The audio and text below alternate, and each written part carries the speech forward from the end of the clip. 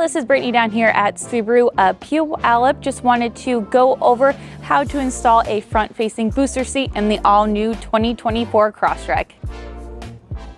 Okay, so now we're inside of the Crosstrek. As you can see, we do have our front-facing booster seat. There is going to be two tether points. First one, we're going to feed the seat belt through the middle section, as you can see right here. We're going to go ahead and put it in the slot. Go ahead and tighten it. So that's the first part. Now we're going to go to the back and show the second part.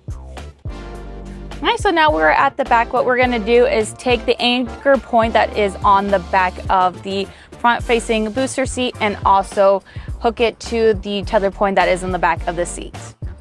So there you guys go, showcasing how to install a front-facing booster seat in the all-new 2024 Crosstrek. If you have any additional questions at all, you can visit us at 720 River Road or follow us at SubaruPuyallup.com. Don't forget to click, like, and subscribe.